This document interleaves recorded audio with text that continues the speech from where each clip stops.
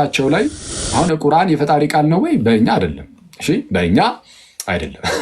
ሙስሊም ወንድሞቻችን እንወዳችኋለን። እንዲሁ በተለያየ አጋጣሚ በሚዲያው በሚነሱ ግርግሮች ምክንያት ለነሱ የሆነ ጥላቻ ነገር ማሳየት እንዳትጀምሩ እንደው በጌታ እንዳንጀምር። ይሄ ነው በጣም ስንመልስ አታክ አናደርግም። እነሱን ሰዎቹን ሙስሊም ወንድሞቻችንን አታክ አናደርጋቸው። ምናምን እንጀምርና ጽድት ይበል ንግግራችን ምናምን ወርም እንትን እንዲል ዛሬ አክቹአሊ ዋናው ርዕሴ እንደነዚህ ነገሮች አይደሉም። ርዕሴ ኢየሱስ እርሱ ክርስቶስ የእግዚአብሔር ልጅ ነው እኮ የሚል እኮ የሚለውን እኔ ነኝ የጨመርኩት። እሺ ኢየሱስ እርሱ ክርስቶስ የእግዚአብሔር ልጅ የሚል እሱ ላይ ነው የምንነጋገር። እዚህ መሰረታዊ የክርስትና ትምህርታችን ነው። እኔ እዚህ ውስጥ የምትመጡ ዛሬ የምትማሩ ክርስቲያን ወንድም እህቶች ያው ኦፍ ኮርስ ሁላችሁም ይሄን ታምናላችሁ፣ ግን በምን መልኩ ልታስረዱ እንደምትችሉ ከመጽሐፍ ቅዱስ አንፃር እንዴት አድርጋችሁ እንደምትረዱ ደግሞ ዛሬ ይዛችሁ ነው የምትወጡት። ሁላችሁም ማለት ነው ሁላችሁም። ኦኬ ሶስት አራት ነጥቦችን አሳያችሁና ኢየሱስ የእግዚአብሔር ልጅ ነው የሚለው ላይ ኦኬ እሱን እነዚህ ሶስት ወይ አራት ነጥብ የምሰጣችሁን እነሱን በቃ እያንዳንዷን ነጥብ እቺን ሶስቷን ወይ አራቷን ነጥብ መያዝ ይከብዳል አይከብድም አይደል? ቢያንስ በቃ ከዚህ ቪዲዮ ቀጥሎ ማለት ነው ልክ ከዚህ ላይፍ ስንወጣ በቃ ዛሬ በነበረው የላይፍ ትምህርት ላይ ይህንን ትምህርቴን አውቄያለሁ ብለን እንድንወጣ ያደርገናል እና በክርስቶስ እንደማንደራደርም የምናሳይበት ነው። ኮሜንት ላይ በክርስቶስ አንደራደርም በሉ ብላችሁ ደስ ይለኝ ነበር፣ ግን እንትን ይመስላል አልወድም። በዚህ ማለት ከፈለጋችሁ መብታችሁ ነው፣ ግን ለምሳሌ አንዳንድ ጊዜ መናፍቃን ቅጥል ሊበሉ እስቲ ማርያም ማርያም በሉ ምናምን የሚል ሰው አልወድም። ማለት የሆነ መናፍቃን ቅጥል እንዲሉ አይደለም የወላዲት አምላክን ስም የምጠራው። ስለዛ እሱ ጥሩ አይደለም። ሙስሊም ወንድሞችም ደግሞ እስቲ ሙስሊሞች ደግሞ ይቃጠሉ ኢየሱስ ጌታ ነው በሉ፣ ኢየሱስ የእግዚአብሔር ልጅ ነው በሉ ምናምን እንደዛም ማለትም አያስፈልግም። አሜን። እሺ እስቲ አጠራ አንድ የበገና መዝሙር እንደው ብትለቅብን ትላለህ። ይሄኛውን የከበሩን ነገ ከበሩ ይመታል ችግር የለም ብሎ ነው ያዘመሩኝ። ጋይስ እንዳትፈርዱ። እሺ ችግር የለም አጠራ ያለች ልዘምር እስኪ። እሺ በደስታ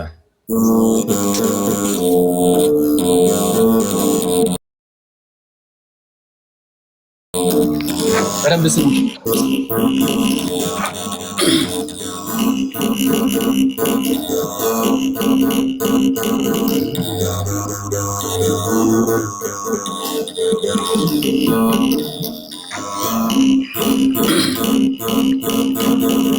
አንተ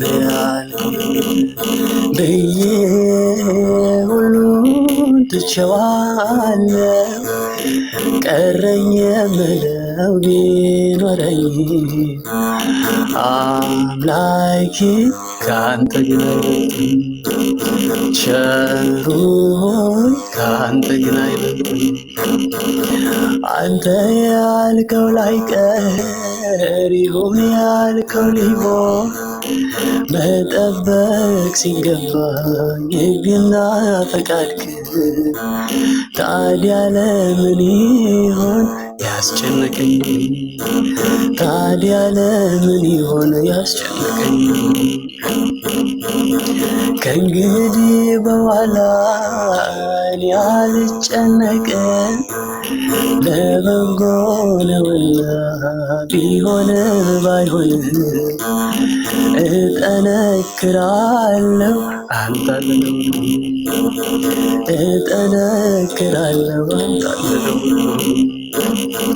አድርጌው ቆየሁኝ እኔነት የለኔ ፍጹም ሞኝነት ነው ያሳለፍኩት ወኔ። ዛሬ ግን ለቀኩኝ ማየት ችሏል ዓይኔ፣ ዛሬ ግን ለቀኩኝ ማየት ችሏል ዓይኔ። የማታንቀላፋ እረኛዬ ያለ ላልጠብቅ ራሴ ወጣው ከመዳፍ መግቦት ግብር ነው ስራ እንደ ልማድ፣ መግቦት ግብር ነው ስራ እንደ ልማድ። ሁሉንም አይቼ እንደማይሆንልኝ የፈጠርከውን እንድትረከበኝ አንተ ያልከው ይሁን ብዬ ተማረኩ። የፈቀድከው ይሁን ብዬ ተማረኩ።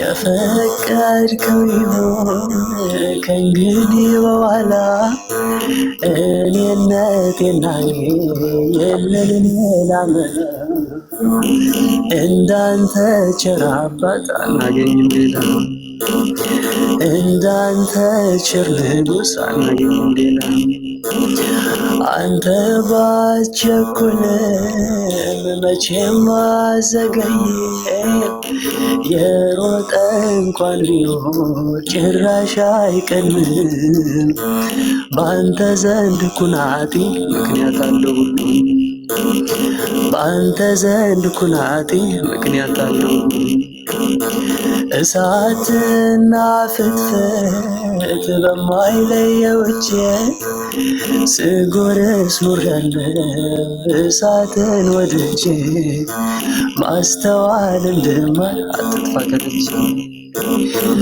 ማስተዋል እንዳገኝ አትጥፋ ከልጄ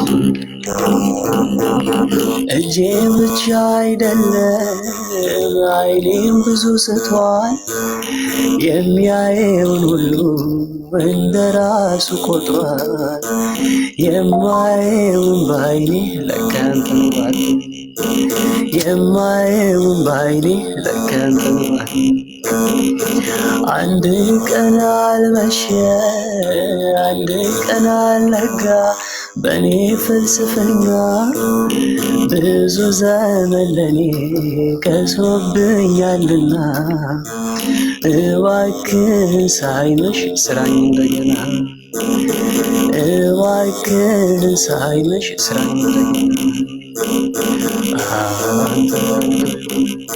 ብዬ ሁሉ ትቼዋለሁ ቀረኝ የምለው ቢኖረኝ አምላኬ ከአንተ አይበልጥም ቸር ሆይ ከአንተ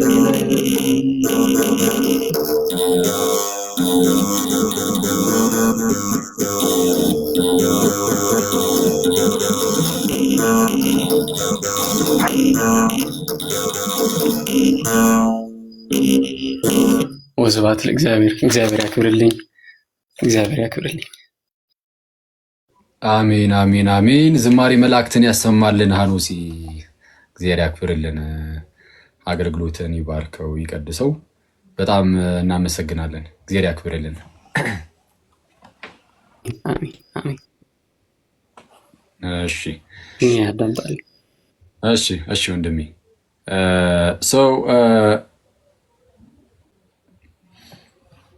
አሁን ቀጥታ ወደ ትምህርታችን እንለፍና እሱን ቶሎ እንጨርሳለን። ለአጭር ደቂቃ ነው አክቹዋሊ የምንማማሩ። በጣም በአጭር ደቂቃ ውስጥ ይሄ መሰረታዊ ትምህርት ስለሆነ ኢየሱስ የእግዚአብሔር ልጅ የሚለው እሱን ትንሽ ነገር ነገራችሁና እንጨርሳለን ማለት ነው። አንዴ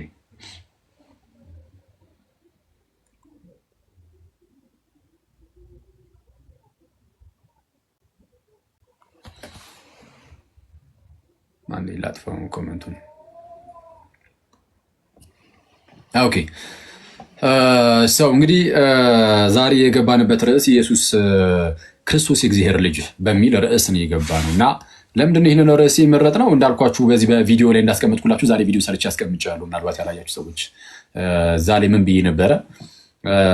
ያው እንግዲህ ስተባበራችሁ ቪዲዮውን ሄዳችሁ ማየት ሳይጠበቅባችሁ እዚሁ ያሰነገራችሁ እሺ ከደረው ብቻ ግን በዚህ በእስልምና ውስጥ ቁርአን የሚባል መጽሐፍ አለ አይደለ? ቁርአን ለእነሱ በቃ የፈጣሪ ቃል ነው፣ ቀጥታ ከሰማይ የወረደ ማለት ነው። እንደዛ እንደተጠረዘ ሆኑ ሳይሆን ቨርባል ኦራል በሆነ መልኩ እንደዚህ በቃል ደረጃ ከላይ ቀጥታ ቃል በቃል የመጣ ነው እና ቃል በቃል ከላይ ከሰማይ የመጣ ነው። ከዛ በኋላ የመሐመድ ልብ ውስጥ ይቀረጻል አይነት ነገር ወይም በመሐመድ ልብ ውስጥ ያድራል። ከዛ እነሱ ደግሞ ይናገራል። ሪሳይት ያደርጋል። ረስቴሽን ነው ራሱ ቁርአን ረስቴሽን ነው። ስለዛ መሐመድ ይለዋል ማለት ነው። ልክ እንዲህ እያለ ሲለው ይሉናል። ዘን የሚሰሙ ሰዎች ደግሞ ይጽፉታል። እሱ ሲናገር የሰሙትን ጽፈውታል። ስለዛ ይሄ ኪታብ ነው ማለት ነው፣ ወይ ሙስሐፍ መጽሐፉ እሱ በቃ መጽሐፍ ነው። ያ የተጻፈው ግን ቀጥታ ቃል በቃል ወርድ ፎር ወርድ ማለት ነው። ያና ነው ቃላቱ ቀጥታ ከዛ ነው የመጡት የሚል ነገር አለ። ሰው ለማንኛውም በዚህ መጽሐፋቸው ላይ አሁን ቁርአን የፈጣሪ ቃል ነው ወይ? በእኛ አይደለም። እሺ በእኛ አይደለም። ሙስሊም ወንድሞቻችን እንወዳችኋለን፣ እናከብራችኋለን። ግን ያው ቁርአን ግን ለእኛ የፈጣሪ ቃል በፍጹም አይደለም። የፈጣሪ ቃል ለእኛ ብሉያትና ሐዲሳት ናቸው። በእስትንፋሰ እግዚአብሔር ብለን የምንናገራላቸው የእግዚአብሔር መንፈስ ያለባቸው። የእግዚአብሔር መንፈስ ያለባቸው ስንል ቀጥታ የመንፈስ ቅዱስ ኢንስፓይሬሽን ያለባቸው መጽሐፍት ማለት ነው። እንደዛ ብለን የምንጠራቸው ብሉያትንና ሐዲሳትን ነው። ብሉያት እንግዲህ በሕግ እና በነቢያት የተነገሩ መጽሐፍት አሉን። በኋላ በሐዋርያቱ የተሰጡ ወይም የተነገሩ ደግሞ መጽሐፍት አሉ። እነሱ እንደዚህ እንዳሉ ሆነው ከዚህ ውጭ ከዛ ምንድነው ቤተክርስቲያን ከተመሰረተች በኋላ የተጻፉ መጽሐፍት በፍጹም ለኛ የፈጣሪ ቃል አይደሉም። ማለት ብዙ የተጻፉ መጽሐፍት አሉ። ቁርአን አይደለም የመጀመሪያው። ባይዚ ክርስትና ከተጀመረ በኋላ በጣም ብዙዎች የእግዚአብሔር ቃል ተብለው የተጻፉ በጣም ብዙ መጽሐፍት አሉ። የእግዚአብሔር ቃል ተብለው ለምሳሌ የቶማስ ወንጌል የእግዚአብሔር ቃል ተብሎ ነው የተጻፈው። የቶማስ ወንጌል ተብሎ የለም እኮ። የቶማስ ወንጌል እንቀበላለን የእግዚአብሔር ቃል ነው ተብሎ ስለመጣ ነው። ያውም በቶማስ ስም በቅዱስ ቶማስ ስም የተጻፈ ማለት ነው። እንደዛ ስለተጻፈ ብቻ በቃ የእግዚአብሔር ቃል ነው። አክቹዋሊ የድንግል ማርያም ወንጌልም የማርያም ወንጌልም የሚባል አለ። ስለዚህ አሁን በእመቤታችን ስም ስላለ በቃ እንደው በእመቤታችን ስም ሆነው በቃ የፈጣሪ ቃል እንላለን አንልም። ስለዚህ ቤተ ክርስቲያናችን ናት መጽሐፍን የምትሰጠ እንጂ ብድግ እያደረገ አንድ ሰው የፈጣሪ ቃል ነው ስላለ እኛ አንቀበልም። ስለዚህ ይሄ ያው ይጠበቅልናል ማለት ነው አይደል? ይሄ መብታችን ይሄ ይጠበቅላችኋል። ሰው ቁርአን የፈጣሪ ቃል ነው ብለን አናምንም። ግን ያው ሙስሊም ወንድሞቻችን ያምናሉ እና በዚህ በሚያምኑት መጽሐፋቸው ላይ ክርስቲያኖች ይረገማሉ። ኢነሴንስ አላህ ያጥፋቸው እያለ አላህ ይረግማቸዋል። ይረግመናል። አክቹዋሊ እኔም ክርስቲያን ነኝ ሲጣራ እና አላህ ያጥፋቸው እያለ አላህ ይረግመናል። አላህ ያጥፋቸው ያለበት ምክንያት ነው በጣም በሚያስገርም ሁኔታ ክርስቶስ የእግዚአብሔር ልጅ በማለታችን ነው። ክርስቶስ የእግዚአብሔር ልጅ ነው የሚለውን እኛ አይደለም እኮ ያመጣ ነው አይደል? የእምነታችን ጀማሪና ፈጻሚ ሊቀ ካህናትና ሐዋርያ የቤተ ክርስቲያናችን ራስ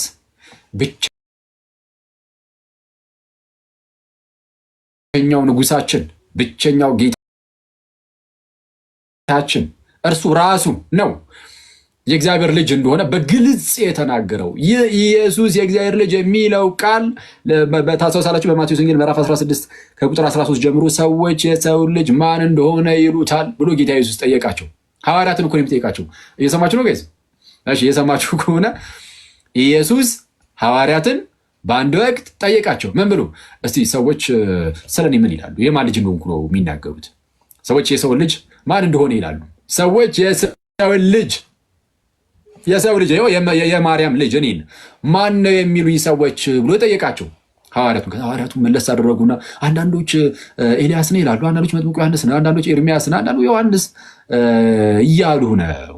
ኤልያስ ነው የሚሉ አሉ፣ ወይ ከነቢያት አንዱ ነው የሚሉ አሉ። ኢንጀነራል ከነቢያት አንዱ ነው ይላሉ ብለው ነገሩ ስለ ጌታችን ኢየሱስ ከነቢያት እንዳንዱ ኔ ጌታችን ነቢይ ነው። ጌታችን ነቢይ ነው። ጌታችን ነቢይ ነው አይደለ? ነው። ግን ከነቢያት አንዱ ግን አይደለም፣ ይለያያል። ጌታችን ነቢይ ነው ሲባል ነቢይ ማለት መምህር ማለት ነው። መምህር ከመሆኑ አንጻር የእግዚአብሔርን ነገር ለእኛ ከመናገሩ አንጻር ወደፊት የሚፈጠሩ ነገሮችንም ከመናገሩ አንጻር ኢየሱስ ነቢይ ሊባል ይችላል። አንድምታችን ላይ የባህሪ ነቢይ ይለዋል እና ነቢይ መባሉ ችግር የለም። ከነቢያት እንደ አንዱ ግን በፍጹም ጌታችን ኢየሱስ ከነቢያት እንደ አንዱ ግን አይደለም። ኢየሱስ የእግዚአብሔር ልጅ ነው። ሌሎችም የእግዚአብሔር ልጆች የተባሉ አሉ። ከእግዚአብሔር ልጆች ውስጥ እንደ አንዱ ማለት ግን አይደለም። ኢየሱስ ይለያል። እሱን እንግዲህ መታወቅ አለበት። ግን ከነቢያት አንዱ ነው ይላሉ ሰዎች አሉ። ስለዛ የነቢያት ተርታ ውስጥ ከተቱት ማለት ነው ጌታችንን። አንዳንዶች አይተዋል፣ ርቀት ላይ ያሉ ከክርስቶስ ርቀው ያሉ ከሐዋርያቱ ርቀው ያሉት እነሱ ስለ ሰው ልጅ ስለ ጌታችን ኢየሱስ ማለት ነው የሚናገሩት ከነቢያት አንዱ ነው። ከነቢያቱ ጌታችን ግን መለስ አድርግና ኦኬ እናንተስ ማን ትላላችሁ? ራቅ ያሉት እነሱ ኦኬ እንደዛ ብለዋል። ግን እናንተስ ከእግሬ ስር ቁጭ ብላችሁ የምትማሩ ሐዋርያት የኔ ደቀ መዛሙርት እናንተስ ማን እንደሆንኩ ትላላችሁ ብሎ ጠየቃቸው። ያኔ ቅዱስ ጴጥሮስ ብድግ አለና መለሰ፣ የኔ ተወዳጆች እንዲህም አለ፣ አንተ ክርስቶስ የሕያው እግዚአብሔር ልጅ ነው። ጌታ ሆይ አንተስ ክርስቶስ የሕያው እግዚአብሔር ልጅ ነህ። ይሄ በጣም ትልቅ ኮንፌሽን ነው። ይሄ ትልቅ ምስክርነት ነው። አንደኛ የምስክርነቶቹን ብዛት ኦኬ። የሰው ልጅ እዛ ጋር የሚታየው ኢየሱስ ነው አይደለ? ሰው ኢየሱስን ማን ይሉታል ሲባል ከነቢያት አንዱ ነው። ምንድነው? ኤርምያስ፣ ኤልያስ፣ ዮሐንስ ምናምን ይላሉ አንዳንዶች።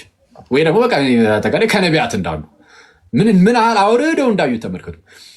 ይሄ አሁን ከሰማይ የሆነ መገለጥ ራሱ ተብሎ ራሱ አልተነገረላቸውም። ይሄ ምድራዊ ነው። ይሄ ምድራዊ እውቀት ይባላል።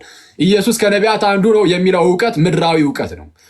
ሰማያዊው እውቀት ግን ጴጥሮስ ቀጣይ የተናገረው ነበር። ምክንያቱም ጌታችን ነግሮናል ሰማያዊ እውቀት እንደሆነ፣ ምድራዊ እንዳልሆነ፣ ከስጋና ደም ያልሆነ መገለጥ እንደሆነ ጌታችን ቀጠል አድርጎ ነገረን።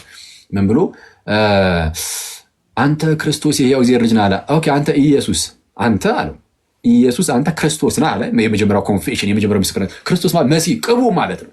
ይጠበቅ የነበረው የዳዊት ልጅ ከወገብህ ፍሬ በዙፋን ላይ አኖራለሁ ተብሎ ስለ መሲሁ አስቀድሞ ተነግሯል።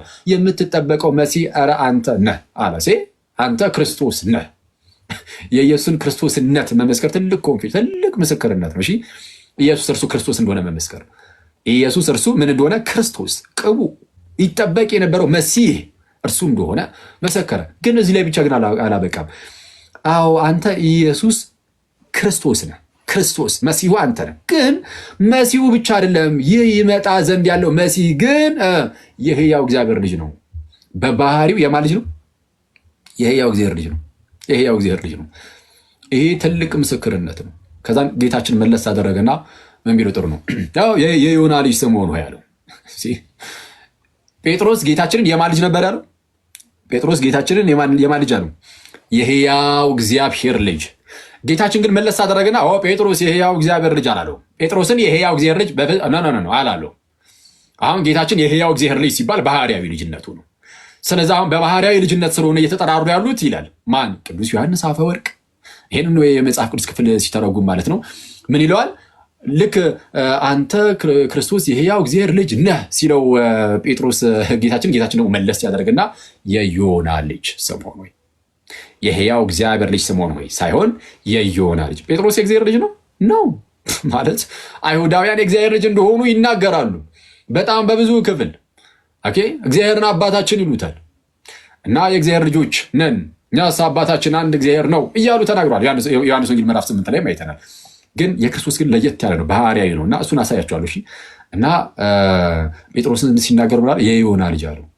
በስጋ የሚወልደውን አባቱን ጠራ። ዮና የጴጥሮስ አባቱ ነው። የኬፋ የጴጥሮስ አባቱ ማን ይባላል? ዮና። የዮና ልጅ ስምዖን ሆይ ይህንን ስጋና ደም አልገለጠልህም አለው። የትኛውን? አንተ ክርስቶስ የሕያው እግዚአብሔር ልጅ ነህ የሚለውን ይህንን ስጋና ደም አልገለጠልህም፣ ይህንንስ በሰማይ ያለ አባቴ እርሱ ገለጠልህ እንጂ። አንተ ጴጥሮስ ነህ፣ በዚች ዓለት ላይ ቤተ ክርስቲያኔን መሰርታለሁ፣ መንግስቴን መሰርታለሁ። ቤተ ክርስቲያን የክርስቶስ መንግስት ናት። መንግስቴን መሰርታለሁ። ኢየሱስ መንግስት አለው። ባይዜ እዚህ ምድር ላይ ኢየሱስ መንግስት አለው። ንጉስ ነው ኢየሱስ ንጉሳችን ነው። በዚች ዓለት ላይ ቤተክርስቲያኔን እመሰርታለሁ ማለት መንግስቴን እመሰርታለሁ እንደማለት። ልክ ቆላሲስ ምዕራፍ 13 ላይ ወደ ፍቅሩ ልጅ መንግስት አፈለሰን ይላል አይደል? ወደ ፍቅሩ ልጅ መንግስት አፈለሰን ይላል። ያፈለሰን ወደ ቤተክርስቲያን ወደ ፍቅሩ ልጅ መንግስት አፈለሰን። ዝቅ ብሎ ቁጥር 18 ላይ እርሱም የአካሉ ማለትም የቤተክርስቲያን ራስ ነው ይላል። እርሱም ይላል ክብር ሁሉ ለእርሱ ይሁንና የሰማይም የምድርም ጌታ ፈጣሪ ብቸኛው ገዢ ጌታችን ኢየሱስን ማለት ነው። እርሱ የአካሉ ይልና ማለትም የቤተ ክርስቲያን ራስ ነው ይላል። ራስ ነው። ስለዛ ልክ ኤፌሶን ምዕራፍ 1 ቁጥር 23 ላይ እንደተነገረው ለቤተ ክርስቲያን ራስ እንዲሆን ሰጠው ይላል።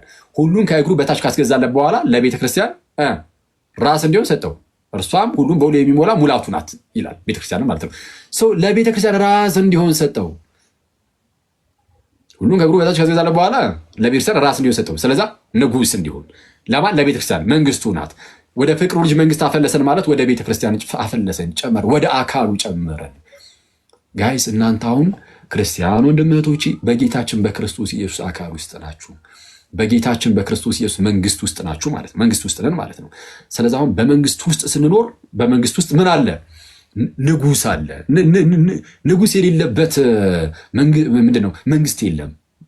ያለ ንግስና መንግስት አለ? የለም። መንግስት አለ፣ ንጉስ አለ። በዚች መንግስት ውስጥ ስትኖሩ ንጉሳችሁ ክርስቶስ ነው። ለንጉሱ ባሪያ ተገዥ ሆነን የምንኖረው የእግዚአብሔር ልጆች ብቻ አይደለንም፣ በዚህ ባሪያም ጭምር ነን። ጳውሎስም ጴጥሮስም የክርስቶስ ባሪያው እያሉ ይጽፈውልናል። ጴጥሮስ የክርስቶስ ባሪያ መሆን፣ ጳውሎስ የክርስቶስ ባሪያ መሆን ይላሉ። እና ጴጥሮስ የክርስቶስ ባሪያ ነኝ ካለ እኛማ እንዴታ። ስለዛ ንጉሳችን ክርስቶስ ነው እና ቤተክርስቲያንን መሰርታለሁ ሲል መንግስቴን መሰርታለሁ እያለ አንተ ጴጥሮስ ነህ። በዚች ዓለት ላይ መንግስቴን ቤተክርስቲያንን እሰራለሁ፣ የገሃነም ደጆች አይችሏትም ብሎ ተናገረው። አሁን እዚህ ላይ አንድ ነገር እዩ። በዚህ ዓለት ላይ ቤተክርስቲያን እሰራለሁ የሚለውን ቅዱስ ዮሐንስ አፈወርቅም አንተ ክርስቶስ የሕያው እግዚአብሔር ልጅ ነህ የሚለው የጴጥሮስን ኮንፌሽን ማለቱ ነው ይላል። ስለዚህ የጴጥሮስ ምስክርነት ጌታችንም ይህንን ስጋና ደም አልገለጠልህም በሰማይ ያለው አባቴ ገለጠልህ እንጂ ተብሎ የተነገረለት ያ ክርስቶስ የሕያው እግዚአብሔር ልጅ የሚለው ምስክርነት ለቤተ ክርስቲያን መሰረት እንኳን ተብሏል። በዛ ላይ ነው ቤተክርስቲያን የምትመሰረተችው ተብሏል። እንዲህ ያለ እምነት ነው ያለን። ይህንን እምነት መካድ አይችልም አንድ ክርስቲያን። ቁርአኑ ግን ምን ይላል? አላህ ያጥፋቸው ብሎ ይረግማቸዋል ክርስቲያኖች ብሎ ይህንን በማመናቸው ቁርአኑ ከመምጣቱ ከ600 ዓመት ገደማ በፊት ነው ጌታችን ይህንን በግልጽ ያስተማረው። ታዲያ ከ600 ዓመት በፊት የተሰጠውን የጌታችንን የፈጣሪያችንን ትምህርት አንክደው አንሸፍነው አንከልለው አናስወግደው ያንን ትምህርት በመያዝ ግን ትረገማለህ። አይተዋል። ኦኬ እሺ፣ ችግር የለም። ከኛ የሚጠበቀው ምንድን ነው? በፍጹም እንደውም ኢየሱስ እርሱ ክርስቶስ የእግዚአብሔር ልጅ መሆኑን የሚክድ እርሱ የተረገመ ነው ብለን ይሄ ትምህርት ከኛ የራቀ እንደሆነ እናሳያለን ማለት ነው። ከዚህ ጋር በተያያዘ ያው የቁርአን ክፍል ጠቅሼላችሁ ነበረ።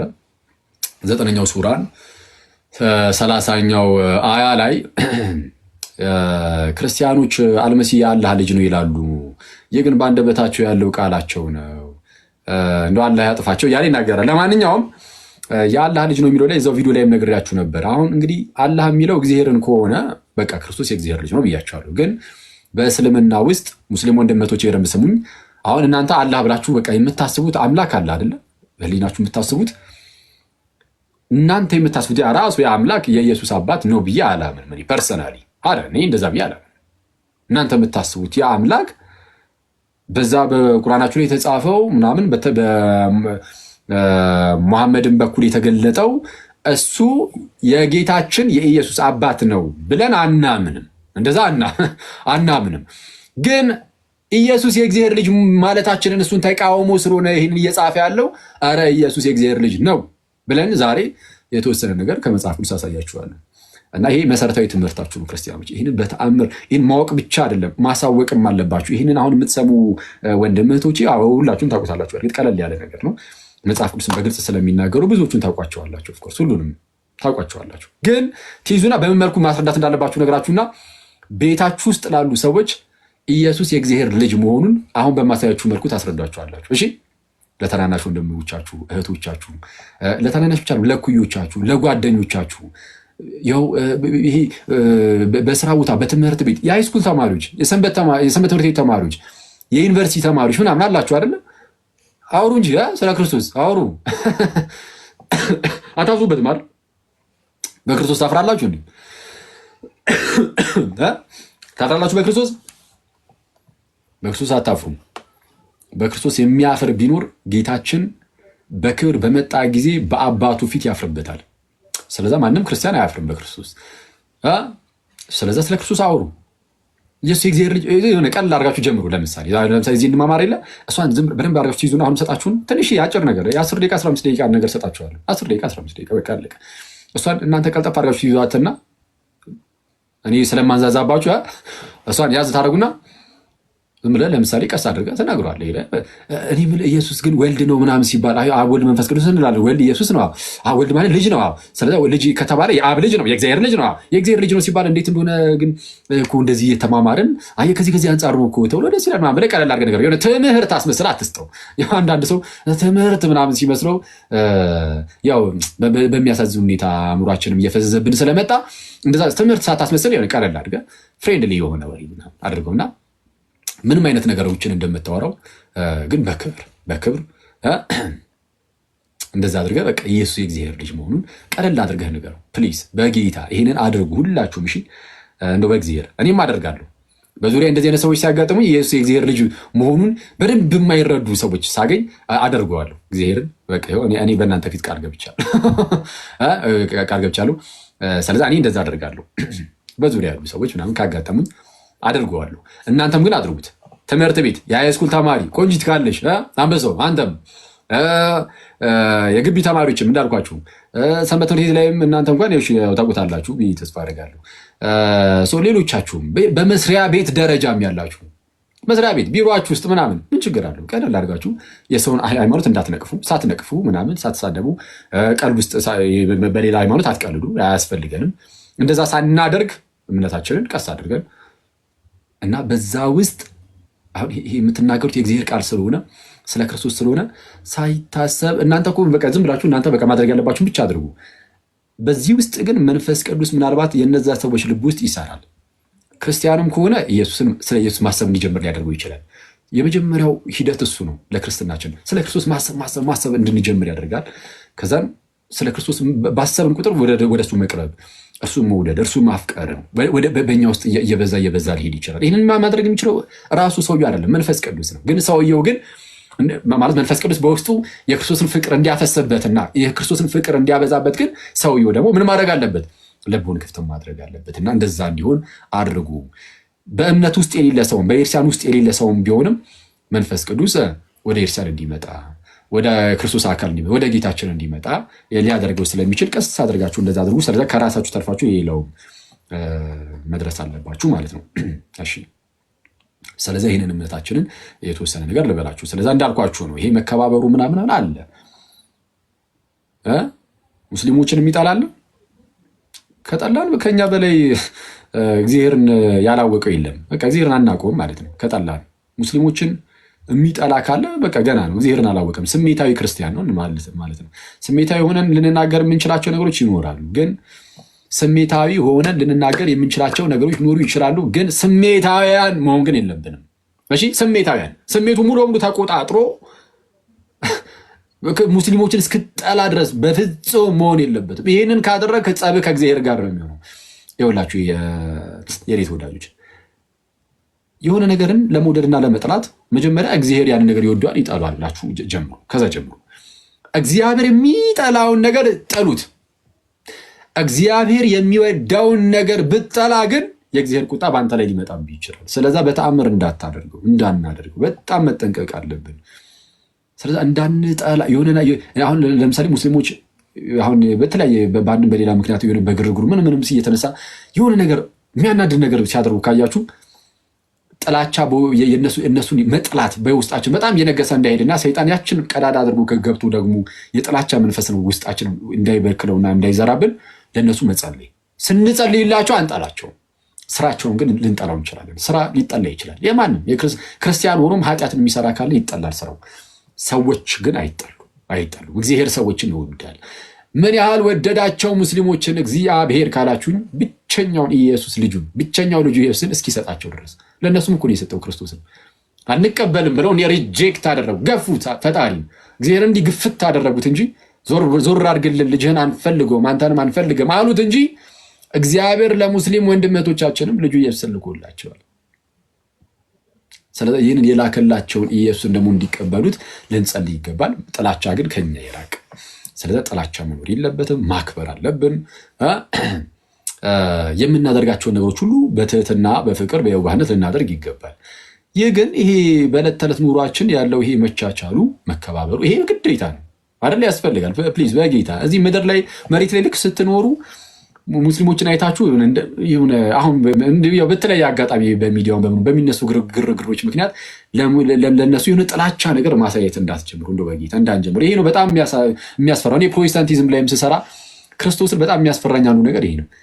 ፕሮቴስታንቲዝም ስህተት ነው፣ በቃ አለቀ። እኔ እንደዛ ብዬ ነው እንደዛ ብለን የምናምነው እና እዛ ላይ በጣም ስንሄድበት ትምህርቱ ላይ ግን የኛ የራሳችን ግን ጭንቅላታችን እነሱ ወደ መጥራት እየተቀየረ እንዳይሄድ ብዬ በጣም ነው የምፈራው እና እንደዛ መሆን የለበትም። በጣም መጠንቀቅ አለብን። እሱን ለመጠበቅ ጸልዩ ማለት ለነሱ ለምሳሌ ለፕሮቴስታንቶች መጸለይ ወንድሞቻችን ናቸው፣ እህቶቻችን ናቸው፣ ልንጸልይላቸው ይገባል። በተለይ ብዙዎቹ ታውቃላችሁ ምን ያህል ምስኪኖች የዋሆች እንደሆኑ።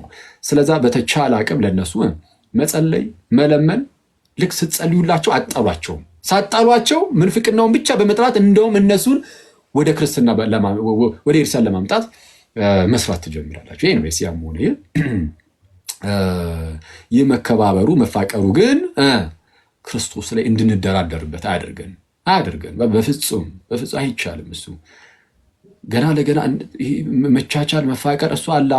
እንደዛ መከባበሩ ምናምን አለ። ስለዛ በቃ ኢየሱስ የእግዚአብሔር ልጅ አይደለም ምናምን ቢሉም በቃ ይበሉ እስቲ ተዋቸው አንልም። እንደዛ አንልም።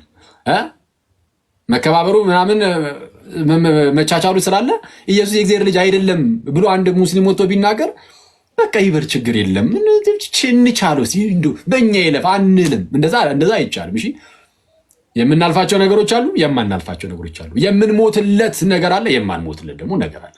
በማንሞትለት ነገር ዝም ብለን ራሳችን ሄደን እንትን አናደርግም። የምንሞትለት ነገር ግን አለ፣ ጌታችንን እንሞትለታለን። ኢየሱስ የእግዚአብሔር ልጅ አይደለም ቢል ስህተት ነህ። ኢየሱስ እርሱ ክርስቶስ የእግዚአብሔር ልጅ ነው እንላለን። እንዲህ ብለህ ሰማዕትነት ቢመጣ ራሱ ይቆጠርልሃል። እንዲህ በማለት ከሆነ የሚመጣብህ ማለት ነው። ግን ዝም ብሎ በሆነ ባሉ ነው። ግን ዝም ብለን የሆነ ኳረር ውስጥ አንገባም። በሆነ ባሉ ጭቅጭቅ ውስጥ ግን አንገባም። በቃ ይሄኛው ግን ክርስቶስ ላይ ግን አንደራደርም። አምላካችን ነው፣ ጌታችን ነው። የእግዚአብሔር ልጅ የሚለው ትምህርታችን ኢየሱስ ጌታ አይደለም የሚል ካለ ኢየሱስ ጌታ አይደለም የሚል ካለ ይሄን አንደራደርም። እኛ አይ ስህተት ነው እንላለን። ቦልድሊ በግልጽ ስትሬት ፎርዋርድ ይሄ ስህተት ነው። ኢየሱስ የእግዚአብሔር ልጅ እንደሆነ ከሚያምን በቀር ዓለምን የሚያሸንፍ ማን ነው ተብሎ ተነግሮን፣ እንዲህ ተብሎ ተነግሮን፣ አብና ወልድን የሚክድ እርሱ የክርስቶስ ተቃዋሚ ነው ተብሎ በግልጽ ተነግሮን፣ አሁን እንደዚህ ሲሉ የምናመቻች ከሆነ እኛ በጣም አደጋ ውስጥ ያለ ነው ማለት ነው። ስለዛ ስንመልስ አታክ አናደርግም።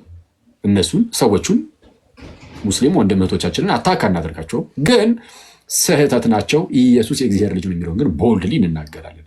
ኢየሱስ እርሱ የማን ልጅ ነው? ኢየሱስ እርሱ መሲህ ነው፣ ክርስቶስ ነው፣ ግን የሕያው እግዚአብሔር ልጅ ነው። ኢየሱስ የእግዚአብሔር ልጅ ነው። ኢየሱስ የእግዚአብሔር ልጅ ነው። ኢየሱስ የእግዚአብሔር ልጅ ነው። ስለዛ በቁርአኑ ላይ አላህ ያጥፋቸውም ምንም ቢልም በፍጹም ንቅንቅ የማይል አለት የሆነ እውነት ኢየሱስ የእግዚአብሔር ልጅ ነው የሚለው ነው። ስለ እሱ በጣም መታወቅ ያለበት ጋይስ። አሁን ሁለቱንም ማመጣጠን አለብን። አንደኛው የሰውን እምነት በጣም እየቀለድንበት ሰዎችን አታክ ወደ ማድረግ መግባት የለብንም። ይህንን የኔ አፕሮች ያ ነው። በቃ እኔ ብቻ ሳይሆን በክርስትናው አፕሮች ፕሪንስፕላችን ሰዎችን ማብሸቅ የለብንም። በጣም መጠንቀቅ አለብን። ግን ያው ስሜታዊ ስለምንሆን በጣም ይሄ ማብሸቅ ነገር እኛ ላይ ሲመጣብን፣ ሲያበሽኩን፣ ጌታችንን ሲሳደቡብን፣ አምላካችንን ሲሳደቡብን ምን የእናንተ ይኸው ባይሆን የራሳችሁ መጽሐፍ ላይ እንደዚህ የሌለ እንደ እያልን አሁን ተለያዩ ሰዎች በጣም በስፋት እንደዚህ ያደርጉ የለ በቃ እንግዲህ ከመጣው አንጻር በቃ እንደዛ አይደለም። ግን አዘ ፕሪንሲፕል ግን እንደ ፕሪንሲፕል ግን በቃ በየዋህነት ሰዎችን ባለማብሸቅ በቃ እንደዛ እናደርግ። የእግዚአብሔር ልጅነት ጸጥ፣ የኢየሱስን አምላክነት፣ የኢየሱስን ጌትነቱን፣ የስላሴና የአምላካችን የእግዚአብሔርን ስሉስ አካልነት ጸጥ ምናምን ልንል ግን አንችልም። ስለዛ የሆነ አንደኛውን ጫፍ ብቻ ሳንለጥጥ እንደዚህ መካከል ላይ ሆነን በዚህ መልኩ ነው ማስቀመጥ ያለብን ብዬ አስባለሁ። እሺ፣ ስለዚህ አሁን ሰብሰብ ስትሉ ከጓደኞቻችሁ ጋር ምናምን የምትማማሯትን ነገር ልስጣችሁ፣ በምን መልኩ እንደምትነግሯቸው ኢየሱስ የእግዚአብሔር ልጅ እንደሆነ ከመጽሐፍ ቅዱስ ለማሳየት ማለት ነው። እንግዲህ ኢየሱስ የእግዚአብሔር ልጅ ነው አይደለም ከሚለው ጋር በተያያዘ ብዙ ሰዎች የሚያነሱት ነገር ምን መሰላችሁ? አይ ኢየሱስ የእግዚአብሔር ልጅ አይደለም የሚሉና በተለይ በእስልምና ውስጥ ያሉ ወንድሞቻችን ምናምን ግን መጽሐፍ ቅዱስ ላይ እኮ የእግዚአብሔር ልጅ እንደሆነ ይናገራል ስትሏቸው በግልጽ ኢየሱስ የእግዚአብሔር ልጅ እንደሆነ መጽሐፍ ቅዱስ ይናገራል ስትሏቸው አይ ኖ እሱ እኮ ሌሎችም ፍጥረታት የእግዚአብሔር ልጅ ተብሏል፣ ለሌሎችም ፍጥረታት አብ አባት ተብሏል። ስለዛ የኢየሱስ የእግዚአብሔር ልጅነት ከሌላው የተለየ አይደለም። በቃ እንደዚህ እናንተ እንደምታስቡት አይነት ልጅነት ከሌላው ይሄ ሌሎች ፍጥረታት ምናምን እኛ ራሳችን የእግዚአብሔር ልጅ እንባል የለ ከኛ ሁሉ በተለየ መልኩ ኢየሱስ የእግዚአብሔር ልጅ አይባልም ይላሉ። እኛ ደግሞ ኧረ ይባላል እንላለን። ከማን ተምረን? ከሰማይ። ይሄ ምድር አለ፣ ይሄ ስጋና ደም የተገለጠ አይደለም፣ ከሰማይ የሆነ ነው ጌታችን እንዳለን በምን እናውቃለን? እሱን ትንሽ ነገር ላሳያቸው። ይሄ ኖርማል ምድር ላይ ያሉ ሰዎችም ፍጥረታት የእግዚአብሔር ልጅ እንደሚባሉ እንግዲህ በጣም ብዙ ማሳያዎች አሉ። ዘፍጥረት ምዕራፍ 6 ላይ ለምሳሌ በሴት በኩል የሚመጡ ዘሮች ማለት ነው። አዳም ሴትን ይወልድና ከዛን በሴት በኩል የሚመጡት ትውልዶች አሉ፣ በቃየል በኩል የሚመጡ ደግሞ ትውልዶች አሉ። እና በሴት በኩል የሚመጡ ትውልዶችን ዘፍጥረት ምዕራፍ 6 ቁጥር 2 ላይ የእግዚአብሔር ልጆች ብሏቸዋል። የእግዚአብሔር ልጆች። ኢሳያስ ምዕራፍ 63 ቁጥር 16 ላይም ምን ይላል? አንተ አባታችን ነህ፣ ስምህም ከዘላለም ታዳጊያችን ይላል። አንተ አባታችን ነህ፣ ሰው አባታችን ተብሏል እግዚአብሔር። ሚልኪያስ ምዕራፍ 2 ቁጥር 10 ላይም ለሁላችን አንድ አባት ያለን አይደለምን? አንድ አምላክስ የፈጠረን አይደለምን ይላል። ስለዛ የተፈጠረው በአንድ አምላክ ነው፣ ለሁላችን ያለን አንድ አባት ነው እየተባለ ይነገራል። ስለዚህ የእግዚአብሔር ልጆች ተብሎ ወይም ደግሞ አብ አባታችን ነው ተብሎ እንደዚህ ሊጠራ ይችላል። መላእክትም የእግዚአብሔር ልጅ ተብለዋል። መላእክት በኢዮብ ምዕራፍ 1 ቁጥር 6 ላይ ትንቢተ ኢዮብ መጽሐፈ ኢዮብ ምዕራፍ 1 ቁጥር 6 ምዕራፍ 2 ላይም ከዕለታት በአንድ ቀን የእግዚአብሔር ልጆች በእግዚአብሔር ፊት ለመቆም መጡ ይልና ከዕለታት በአንድ ቀን የእግዚአብሔር ልጆች በማን ፊት? በእግዚአብሔር ፊት ለመቆም መጡ። በእግዚአብሔር ፊት የሚቆሙት መላእክት ናቸው አይደለ? በእግዚአብሔር ፊት የሚቆመው እኔ ገብርኤል ነኝ እንዳለ ሰው በእግዚአብሔር ፊት ለመቆም መጡ ይልና በመካከላቸውም ማን ነበረ? በመካከላቸውም ሰይጣን ነበረ። ሰይጣን ደግሞ በመካከላቸው መጣ ይላል። ኢዮብን ለመፈተን ፍቃድ ሊወስድ ማለት ነው ከእግዚአብሔር። ስለዚህ የእግዚአብሔር ልጆች ተብሎ ደግሞ እንደዚህ ይጠራሉ። መላእክት የእግዚአብሔር ልጆች ተብለዋል። ሰዎች የእግዚአብሔር ልጆች ተብለዋል። አይሁዳውያን የእግዚአብሔር ልጆች ተብለዋል። ቅድም እንዳልኳችሁ ዮሐንስ ምዕራፍ 8 ላይም አንድ አባት አለን እርሱም እግዚአብሔር ነው ብለው አይሁዳውያን ሲናገሩ አይተናል። ታዲያ የጌታችን በምንድን ነው የሚለየው ከተባለ አጠር አድርጌ ነው የምነግራችሁ። የመጀመሪያው በመጽሐፍ ቅዱሳችን ላይ የእግዚአብሔር የገዛ ልጁ ተብሎ የተጠራ ከጌታችንና ከመድኃኒታችን ከኢየሱስ ክርስቶስ በቀር ማንም የለም። ነጥብ 1 በሉ። ነጥብ 1 የእግዚአብሔር የገዛ ልጅ የእግዚአብሔር የገዛ ልጁ his own son የራሱ የገዛ ልጁ የገዛ ልጅ ተብሎ ሊጠራ የሚችለው ከኢየሱስ በቀር ማንም የለም በመጽሐፍ ቅዱሳችን። አብም የገዛ አባቱ ተብሎ ለኢየሱስ ካልሆነ በስተቀር ሌላ ለማንም ሊጠራ አይችልም። በመጽሐፍ ቅዱሳችን ላይ ኢየሱስ የእግዚአብሔር የገዛ ልጁ ተብሎ ተጠርቷል ብቻው፣ ሌላ አይጋራውም ይሄንን አገላለጽ። ምክንያቱም የገዛ የሚለው ቀጥታ ከእርሱ የተገኘ እንደሆነ ስለሚያሳይ የገዛ ነው የሚለው። ማስረጃ ሮሜ ምዕራፍ 8 ቁጥር 32 ላይ እንላለን፣ ለገዛ ልጁ ያራራለት ነገር ግን ስለ ሁላችን አሳልፎ የሰጠው እንዲያ ሁሉን ነገር ከእርሱ ጋር እንዴት አይሰጠንም ይላል። ለማን ያራራ? ለገዛ ልጁ ያራራለት። ለገዛ ልጁ ያራራለት ካለ ኦኬ፣ ኢየሱስ የገዛ ልጁ ነው። ኢየሱስ ምኑ ነው? የገዛ ልጁ ነው። የገዛ ልጁ ነው ማለት ቀጥታ ከእርሱ የሚገኝ ነው ማለት ነው። ልክ ለምሳሌ ያንተ የገዛ ልጅህ ከተባልክ ቀጥታ ከአንተ የተወለደ ነው ማለት ነው።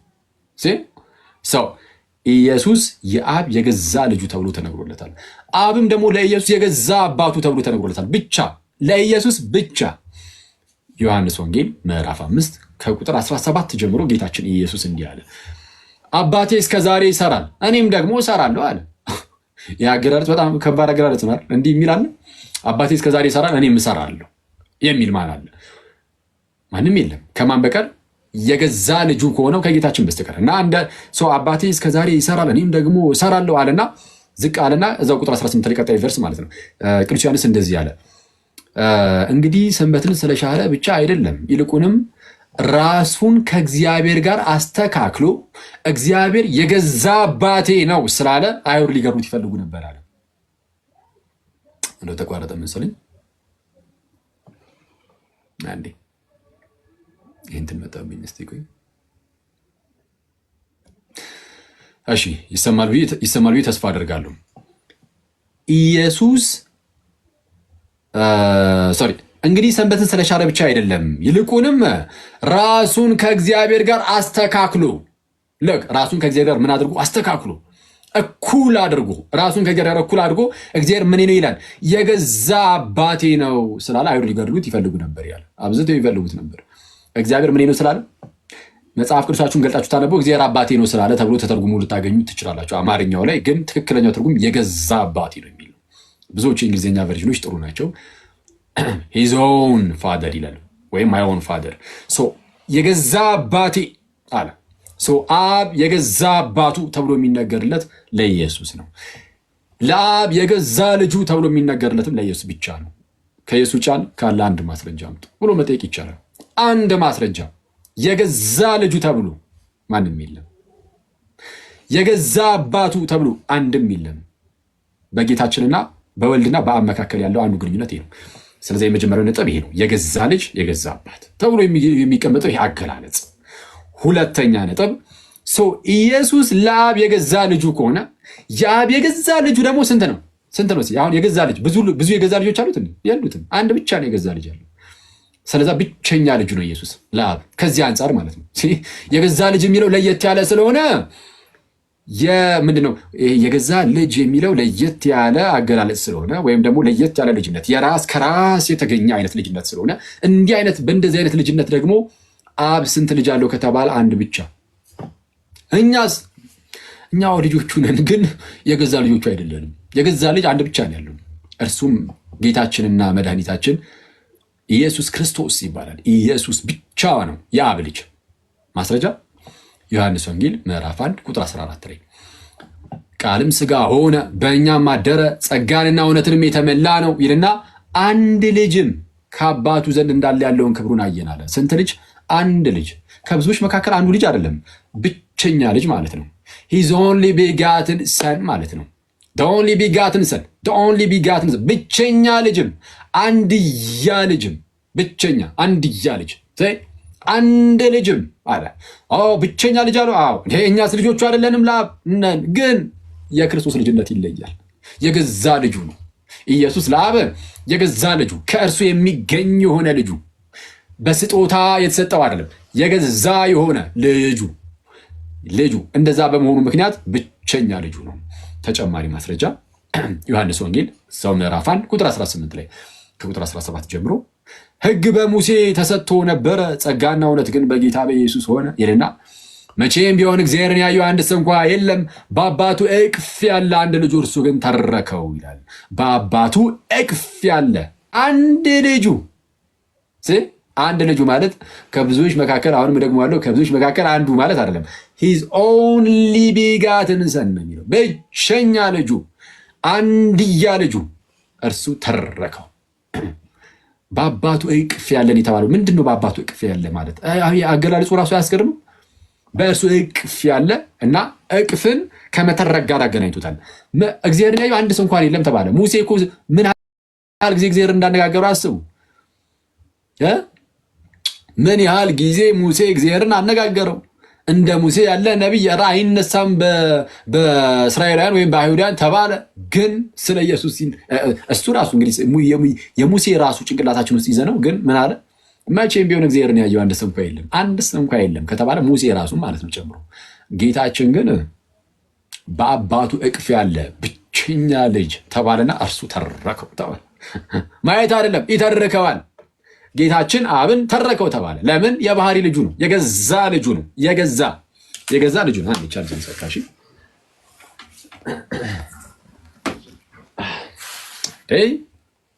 ሰው ብቸኛ አንድያ ልጁ ነው። ተጨማሪ ማስረጃ ዮሐንስ ወንጌል ምዕራፍ 3 ቁጥር 16 ጌታችን እንደዚህ አለ።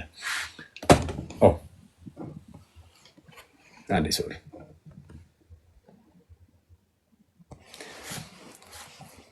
በእርሱ የሚያምን ሁሉ የዘላለም ሕይወት እንዲኖረው እንጂ እንዳይጠፋ እግዚአብሔር አንድያ ልጁን አሳልፎ እስኪሰጥ ድረስ ዓለምን እንዲሁ ወዶታል አለ። በእርሱ የሚያምን ሁሉ የዘላለም ሕይወት እንዲኖረው እንጂ እንዳይጠፋ እግዚአብሔር አንድያ ልጁን ማለትም ብቸኛ ልጁን እስኪሰጥ ድረስ ዓለምን እንዲሁ ወዶታል። ስለዛ ኢየሱስ የአብ ብቸኛ ልጁ አንድያ ልጁ ነው ማለት ነው። እዛ ወደ ዝቅላችሁ ቁጥር 18 ላይም በእርሱ የሚያምን የዘላለም ሕይወት አለው፣ በእርሱ የማያምን ግን በአንዱ በእግዚአብሔር ልጅ ስም ስላላመነ አሁን ተፈርዶበታል ይላል። በማን ስላላመነ? በአንዱ በእግዚአብሔር ልጅ፣ በአንዱ በእግዚአብሔር ልጅ። ስለዛ ኢየሱስ የአብ ብቸኛ ልጁ ከመሆኑ አንጻር እንደኛ ያለ አይነት ልጅነት እንዳልሆነ እናውቃለን። ሁለት ነጥብ እናሳያችሁ። የመጀመሪያው ነጥብ ምን ነበር? የገዛ ልጅ ኢየሱስ የገዛ ልጁ መሆኑን አሳይቻችኋለሁ። አብም ለኢየሱስ የገዛ አባቱ እንደሆነ አሳይቻችኋለሁ። የገዛ ልጁ ከመሆኑ አንጻር ብቻውን ነው ልጅ፣ ማንም ሰው አይጋራውም የሱን ልጅነት ብያችሁ ነበረ። ብቻውን ልጅ እንደሆነ ደግሞ አሁን አሳያችሁ። ሁለተኛው ነጥብ ደግሞ ብቸኛ ልጅ የሚለው ነው። የገዛ ልጅ፣ ብቸኛ ልጅ። ሶስተኛ ነጥብ ብቸኛ ልጅ በመሆኑ ምክንያት ከሌላው ጋር ሲነጻጸር ደግሞ የተወሰነ ላሳያችሁ። ከሌላው ጋር ምን ሲል ሲነጻጸር፣ ከሌሎች ከነቢያት፣ ከመላእክት፣ ከትልልቅ ቅዱሳን ሰዎች አነጻጽረን ደግሞ እኔ እሺ ስናነጻጽር ከዕብራውያን እስቲ ከመላእክትን ጀምር። እሺ ከመላእክት ጋር እናነጻጽር የሱ ልጅነት። እንግዲህ መላእክት የእግዚአብሔር ልጆች ተብለዋል እንዳሳያችሁ በኢዮብ ምዕራፍ 1 ቁጥር 6 ምዕራፍ 2 ላይም ከዕለታት በአንድ ቀን የእግዚአብሔር ልጆች በእግዚአብሔር ፊት ለመቆም መጡ ይላል። የእግዚአብሔር ልጆች በእግዚአብሔር ፊት ለመቆም መጡ፣ ሰይጣንም ደግሞ በመካከላቸው መጣ ብሏል። ስለዛ የእግዚአብሔር ልጆች ተብለዋል መላእክት። ግን ከክርስቶስ ጋር ሲነጻጸሩ ዕብራውያን ምዕራፍ 1 ቁጥር 5 ይላል ከመላእክትስ አንተ ልጄ ነህ፣ እኔ ዛሬ ወልጄሃለሁ፣ ደግሞም እኔ አባቱ ሆናለሁ፣ እርሱም ልጅ ይሆነኛል ያለው ከቶ ለማን ነው? አንተ ልጄ ነህ፣ እኔም አባቱ ሆናለሁ። ኦኬ ከመላእክትስ አንተ ልጄ ነህ፣ እኔ ዛሬ ወልጄሃለሁ፣ ደግሞም እኔ አባቱ ሆናለሁ፣ እርሱም ልጅ ይሆነኛል ከቶ ለማን ብሏል? ከመላእክት ለማንም አላለም ተባለ። ልጄ ምናምን ነው አላለም። ከመላእክት ለማንም አላለም ማለት ከማን በቀር? ከክርስቶስ ጋር የሚያነጻጽረው። እሺ መላእክትን እዚህ ክፍል ላይ መላእክትን ከክርስቶስ ጋር እያነጻጸረው ነው። የእግዚአብሔር ልጅ ከሆነው ከጌታችን ኢየሱስ ለማን ብሏል? ከመላእክትስ አንተ ልጄ ነህ፣ እኔ ዛሬ ወለድኩ፣ እኔ አባቱ ሆናለሁ፣ እርሱም ልጅ ይሆነኛል ከቶ ለማን ብሏል? ለማንም እኮ አላለም። ይህንን እኮ ልጁ ኢየሱስ ብቻ ነው እኮ የያዘው አለ። ስለዛ ኢየሱስ ልጅ ሲባል አብረው መላእክት ከክርስቶስ ጋር ልጅ አይባሉም። ለመላእክት መች ተባለላቸው ተባለ። አየህ አስወጣቸው መላእክትን። ኢየሱስ ልጅ ሲባል መላእክት አብረው ቅዱስ ሚካኤል፣ ቅዱስ ገብርኤል አብረው ልጅ አይባሉ ከክርስቶስ ጋር። የክርስቶስ ልጅነቱ ይለያል። ስለዛ ምን አለ ቀጠል አድርጎ ደግሞም በኩሩን ወደ ዓለም ሲያገባ፣ በኩሩን ልጁን ወደ ዓለም ሲያገባ በስጋ ወደ ዓለም ገብቶ የለ ጌታችን ልጁ በስጋ ወደ ዓለም ገባ። እሺ ሲያገባ የእግዚአብሔር መላእክት ሁሉ ለእርሱ ይስገዱ ይላል። አረ በስመ አብ! ይሄ በጣም ፓወርፉል ለክ ከመላእክትስ አንተ ልጄ ነህ፣ እኔ ዛሬ ወለድኩ፣ እኔ አባቱ ሆናለሁ፣ እርሱም ልጅ ይሆነኛል ለማን ብሎ ነበረ? አላለም እኮ አለና ደግሞ በኩሩን ወደ ዓለም ሲያገባ፣ እንደውም በኩሩን ወደ ዓለም ሲያገባ አለ ልጁን ወደ ዓለም ሲያገባ የእግዚአብሔር መላእክት ሁሉ ለእርሱ ይስገዱ ይላል። ለልጁ ንጽጽሩን ያያችሁት ነው። ኢየሱስ የእግዚአብሔር ልጅ ነው። መላእክት የእግዚአብሔር ባሪያ ናቸው። ከልጅነት አንጻር ሲነገር አብረው ልጅ አይባሉም መላእክት። ስለዚህ አሁን ንጽጽሩን ይዩት። ኢየሱስ ነው የእግዚአብሔር ልጅ የሚባለው። እንደውም መላእክት ወደ ዓለም በኩሩ ሲገባ የሚሰግዱ ናቸው። ለማን? ለበኩሩ፣ ለልጁ ለኢየሱስ አይደል ያለው? ደግሞም በኩሩን ወደ ዓለም ሲያገባ የእግዚአብሔር መላእክት ሁሉም ለእርሱ ይስገዱ ይላል። ማነው ለክርስቶስ የሚሰግደው አለ? ወይም ለበኩሩ ለልጁ ለእግዚአብሔር ልጅ የሚሰግደው ማነው አለ? የተወሰኑ መላእክት ሚካኤልና ገብርኤል፣ ቅዱስ ሚካኤልና ቅዱስ ገብርኤል ነው። መላእክቱ የእግዚአብሔር መላእክት የተባለ ሁሉ የእግዚአብሔር መላእክት ሁሉም ለእርሱ ይስገዱ። በስመ አብ! ጌታችን እንዴት ያለ ክብርን ያለው አስባችሁታል? በእግዚአብሔር ስም የእግዚአብሔር መላእክትን አስቧቸው ጋይስ፣ ምን አይነት ክብር እንዳላቸው። መናፍስት ናቸው እና እነዛ መናፍስት የእግዚአብሔር መላእክት እነዛ ኃያላን እነዛ ሁሉም ይላል ባይዜ ይሰመርበት፣ ሁሉም ለኢየሱስ ይሰግዳሉ። በኢየሱስ ፊት የሚንበረከኩ ናቸው። ኧረ በስመ አብ! ክብር ሁሉ ለጌታችን በእውነት እና ከመላእክት አንተ ልጄ ነህ፣ እኔ ዛሬ ወለድኩ፣ እኔ አባቱ ሆናለሁ፣ እርሱም ልጅ ይሆነኛል ከቶ ለማን ብሏል? ለማንም። ደግሞ በኩሩን ወደ ዓለም ሲያገባ የእግዚአብሔር መላእክት ሁሉም ለእርሱ ይሰግዳሉ ይላል።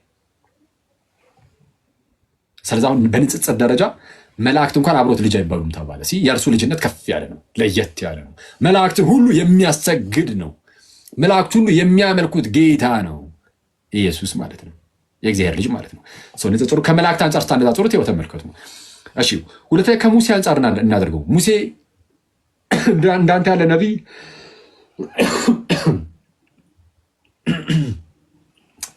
አይነሳም የተባለለት ነው እና እንደርሱ ያለ ነቢይ አልተነሳም ተብሎ የተነገረለት ነው። ሙሴ በአይሁዳውያን ዘንድ ትልቅ ቦታ አለው። ከእርሱ ጋር ስናነጻጽረውስ ዕብራውያን እዛው ምዕራፍ 3 ቁጥር 5 ላይ ያነጻጽሯል ጳውሎስ። አሁንም ሙሴስ በኋላ ስለሚነገረው ነገር ምስክር ሆኖ ሙሴስ በኋላ ስለሚነገረው ነገር ምስክር ሊሆን በቤቱ ሁሉ እንደ ሎሌ ወይም እንደ ባሪያ የታመነ ነበረ። ማን? ሙሴ። በኋላ ለሚመጣው ነገር ምስክር ሊሆን እንደታመነ ሎሌ እንደ ሎሌ የታመነ ነበረ። እንደ ሎሌ እንደ ባሪያ የታመነ ነበር። ክርስቶስ ግን እንደ ልጅ በቤቱ ሁሉ ላይ የታመነ ነው። ሙሴ እንደምን? እንደ ባሪያ እንደ ሎሌ የታመነ ነበር። ክርስቶስ ግን እንደ ልጅ። ልዩነታቸውን አያችሁ? የክርስቶስ ልጅነትን። ክርስቶስ ልጅ ሲባል መላእክት አብረው ልጅ አይባሉም፣ ባሪያ ናቸው። ለክርስቶስ ጭራሽ የሚሰግዱ ናቸው። ክርስቶስ ልጅ ሲባል ሙሴ አብሮ ልጅ አይባልም። ሙሴ እንደ ሎሌ ነው፣ እንደ ባሪያ ነው። ክርስቶስ ነው እንደ ልጅ ተባለ። አሁን ሙሴ የእግዚአብሔር ልጅ አይደለም እንዴ? ሙሴ ከአይሁዳውያን ጋር አብሮ የእግዚአብሔር ልጅ ነው። ግን ከክርስቶስ ጋር ልክ አብሮ ሲቀርብ ሙሴ ልጅ አይደለም፣ ብቻውን ኢየሱስ ልጅ ይሆናል። እንደ አጠቃላይ ከነቢያት አንጻር ላነጻጽርላችሁ። ዕብራውያን ምዕራፍ 1 ቁጥር 1 ላይ ታስታውሳላችሁ። ምንድን ነበር ያለው? የዕብራውያን ጸሐፊ ቅዱስ ጳውሎስ ዕብራውያን ምዕራፍ 1 ቁጥር 1 ላይ እግዚአብሔር ከጥንት ጀምሮ በብዙ አይነትና በብዙ ጎዳና ለአባቶቻችን በነቢያት ተናግሮ ይላል። ልክ እግዚአብሔር ከጥንት ጀምሮ በብዙ አይነትና በብዙ ጎዳና ለአባቶቻችን በማን ተናግሮ? በነቢያት ተናግሮ ይላል። እሺ ከጥንት ጀምሮ በነቢያት ነበር የተናገረው። በነቢያት ተናግሮ አሁንስ ሁሉን ወራሽ ባደረገው ደግሞም ዓለማትን በፈጠረበት በልጁ በዚህ ዘመን መጨረሻ ለእኛ ተናገረናል። ከዚህ ቀደም ለነበሩት አባቶቻችን በነቢያት ነበር የተናገሩ አለና ጳውሎስ ቀጠል አደረገና ለእኛ ግን አለ ሁሉን ወራሽ ባደረገው ደግሞም ዓለማትን በፈጠረበት በልጁ በነቢዩ በልጁ እነዛን ነቢያት ብሏቸው ነበረ። ምንድነው? በነቢያት ተናግሮ ብሎ ነበረ። በነቢያት ተናግሮ አለና ከነቢያት ሲለየው ልጁ ነውና ለየት አድርጎ ዓለማትን በፈጠረበት በምኑ? በነቢዩ በፍጹም በልጁ አለ። በልጁ ከነዛ ጋር አብሮ ነቢይ አይባልም። እነዛ ነቢይ ብሎ ይነጠላቸዋል፣ ኢየሱስን ግን ልጅ ብሎ ይነጠለዋል። ስለዛ የክርስቶስ ልጅነት እንደ ማንኛውም ነቢይ ልጅነት ያለ በፍጹም አይደለም። የገዛ ልጅነት ነው። የገዛ ልጅነት ነው። ስለዚህ ያውም ደግሞ የልጅነት ዓለማትን የፈጠረበት በመሆኑ ምክንያት ልጅነቱ ከመቼ ጀምሮ ነው? የልጅ መቼ ነበረ ነው? መቼ ነበረ ነው የልጅ? ዓለማትን የፈጠረው በእርሱ ከሆነ አክቹዋሊ ቃሉ ዘመናትን ይላል። ኤዮንስ ነው የሚለው። ቅዱስ ዮሐንስ አፈወርቅ ይህንን ይይዝና ኦኬ ዘመናትን የፈጠረበት ይላል። ጊዜያትን ዘመናትን በፈጠረበት በልጁ ይላል። ጊዜ እንኳን የተፈጠረው በልጁ ነው። በልጁ ጊዜ ከተፈጠረ እንግዲያውስ ልጁ ከጊዜም ቀደም ብሎ ነበረ። ስለዛ ልጁ ወልድ ከጊዜ ውጭ ነው። ከጊዜ ውጭ ከሆነ ደግሞ የተፈጠረ አይደለም። የተፈጠረ ቢሆን ጊዜ ውስጥ ይገባል። ምክንያቱም መፈጠር ከተጀመረ ጊዜ አብሮ ያኔው ስለሚጀምር ማለት ነው። በዚህ ጊዜ ተፈጠረ ስለሚባል ኢየሱስ የመጀመሪያው ፍጡር ቢሆን ኖሮ አርዮሳውያን እንደሚሉት ሙስሊሞች አለ። ሙስሊሞች ሲጀመር የመጀመሪያው ፍጡር ነው አይሉም። እነሱ አሁን ባለፈው የመጣ ሰው ነው ብቻ ነው የሚሉት። ነቢዩ ሆኖ በቃ አሁን ባለፈው የዛሬ 2000 ዓመት ብቻ ህልውና ነው የጀመረ።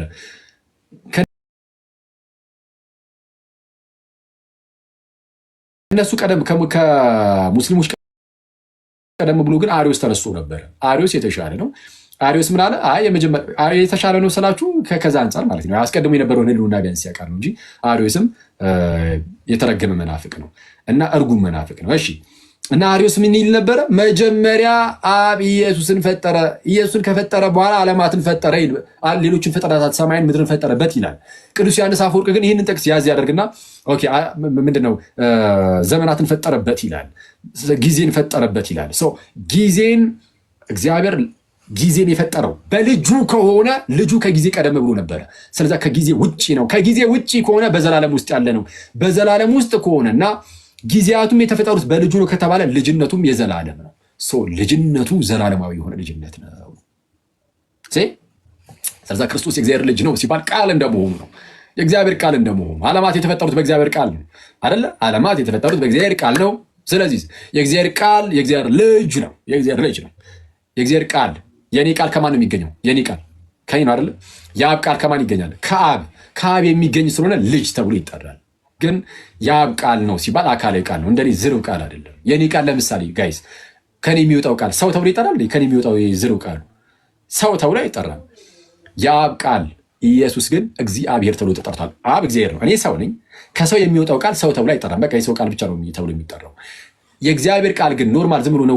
ይሄ ከኛ ጋር ሲገለጥ የሚወጣው ዝርው ቃል ስላልሆነ አካላዊ ቃል ስለሆነ ስለ ኢየሱስ ስንናገር ከእግዚአብሔር የተገኘው ያ ቃል ግን አካላዊ ነውና እግዚአብሔር ተብሏል። ዮሐንስ ወንጌል ምዕራፍ 1 ቁጥር 1 ላይ በመጀመሪያ ቃል ነበረ፣ ቃልም በእግዚአብሔር ዘንድ ነበረ፣ ቃልም እግዚአብሔር ነበረ ተብሎ እንደተጠራ አካላዊ ነው። ቃል አካላዊ ነው። ሰው እግዚአብሔር ነው። ቃል እግዚአብሔር ነው። ሰው እግዚአብሔር ዓለማትን በቃሉ ፈጠረ፣ ሚኒንግ በልጁ ፈጠረ። ለዛ ነው ቆላሲስ ምዕራፍ 1 ቁጥር 15 ላይም እርሱ የማይታይ አምላክ ምሳሌ ነው ይልና ልጁ ኢየሱስ እኮ ነው። ከላይ ወደ ፍቅሩ ልጅ መንግስት አፈለሰን ይልና ልጅ ካለ በኋላ እርሱ የማይታይ አምላክ ምሳሌ ነው። ይኸው ልጅነቱ እንዴት ለየት እንደሚል እርሱ የማይታይ አምላክ ምሳሌ ነው። ልጁ በመሆኑ ምክንያት ነው እንደዚህ የተባለው። ባይዘው የባህሪ ልጁ ባይሆን ኖሮ ለማይታይ አምላክ ምሳሌ ተብሎ አይነገርም። እግዚአብሔርን የሚመስለው አለ የለም ይላል ነቢየ እግዚአብሔር ኢሳያስም። እግዚአብሔርን የሚመስለው ማንም የለም ይላል። ኢየሱስ ግን የማይታይ አምላክ ምሳሌ ነው ተባለ። ለምን? የገዛ ልጁ ስለሆነ። ሁሉን ወላጅ ባደረገው ደግሞ ዓለማትን በፈጠረበት በልጁ በዚህ ዘመን መጨረሻ ለኛ ተናገረን ብሎ ዕብራውያን ምዕራፍ 1 ቁጥር 2 ላይ ማለት ነው ቁጥር 3 ላይ እንዲህ ይላል፣ እርሱም የክብሩ ነጸብራቅና የባህሪው ምሳሌ ነው ይላል። ልጁን ማለት ነው። ልጁ የባህሪው ምሳሌ ነው። አረ የእግዚአብሔር የባህሪው ምሳሌ ነው። እግዚአብሔርን በባህሪው የሚመስለው አለ። ማን? ልጁ ብቻ። አንተ ትመስላለህ በባህሪው አመስለው። ማንም ሰው በባህሪ እግዚአብሔርን አይመስልም በባህሪው። ልጁ ግን የባህሪ ልጁ ነውና የገዛ ልጁ ነውና ራሱን አብን ይመስለዋል። የባህሪው ምሳሌ የክብሩ ነጸብራቅና የባህሪው ምሳሌ ሆኖ ሁሉን በስልጣኑ ቃል እየደገፈ ኃጢአታችንን በራሱ ካነጻ በኋላ በሰማያት በግርማው ቀኝ ተቀመጠ ይላል።